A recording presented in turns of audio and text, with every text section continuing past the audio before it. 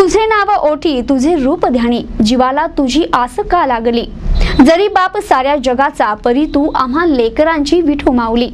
आषाढी एकादशी निमित्त पंढरपूरमध्ये सर्व गोपाळ पांडुरंगाच्या भेटीसाठी गोळा झाले। महाराष्ट्रातील पंढरपूर नंतर आषाढी एकादशीला पुणे जिल्ह्यातील दौंड तालुक्यातील डाळिंब 2 मध्ये यात्रा भरते।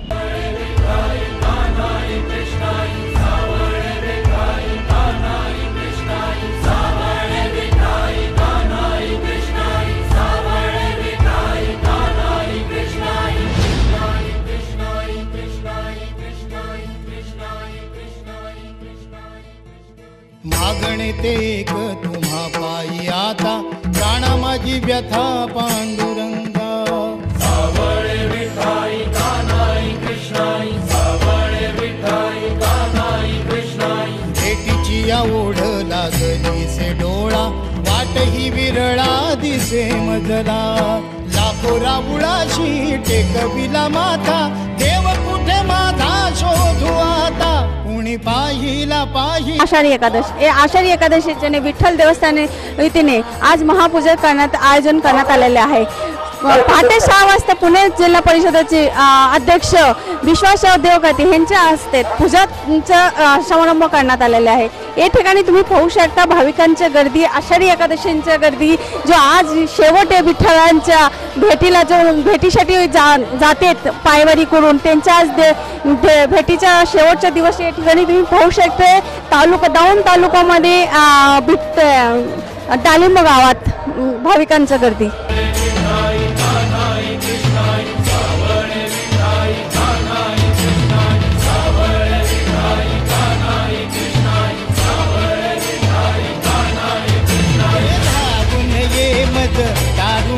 श्रीरंगा नदी भरली चंद्रभागा, अलीकडे ये मला पलीकडे मे पांडुरंगा, नदी भरली चंद्रभागा।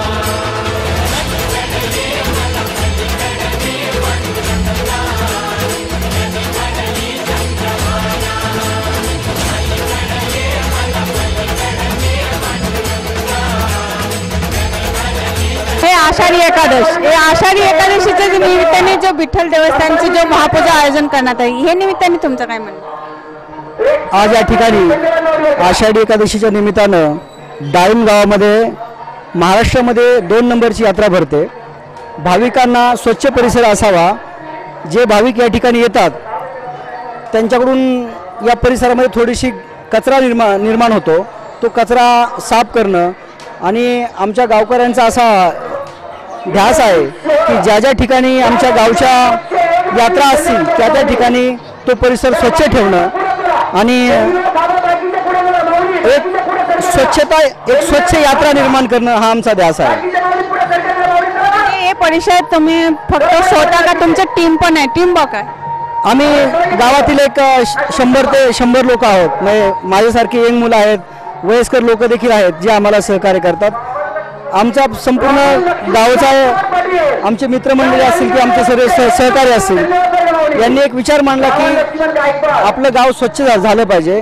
यात्रेनिमित्त जो कचरा या ठिकाणी निर्माण होतो तो कचरा इतर व्यस्त न पडता तो कचरा पेटीमध्ये गेला पाहिजे। आम्ही सर्वांनी या ठिकाणी एक 100 बॉक्स निर्माण केलेले आहेत की त्याच्यामध्ये तो कचरा टाकला जावा।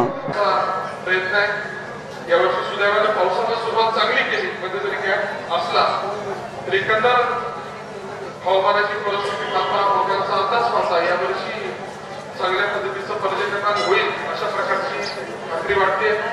शेवटी आपली सगळी अर्थव्यवस्था ही शेतीशी संबंधित आहे। उरुळी कांचन असो की व्यवसाय असो, सगळी मंडळी शेवटी शेतीवर येणाऱ्या पैशावर अवलंबून आहे। आणि यावर्षी चांगल्या प्रकारचं पर्यटन होईल आणि आपल्या परिसरामध्ये चांगलं शेतीच्या दृष्टीने वातावरण होईल अशा प्रकारची प्रार्थना मी विठ्ठल चरणी करतो। इतर बाबतीमध्ये सर्वांनी एकत्रितपणे या देवस्थानच्या विकासासाठी कार्यरत होण्याची आवश्यकता आहे। कॅमेरामॅन सुशांत जगतापसह NTV नेहा जगताप, दौंड।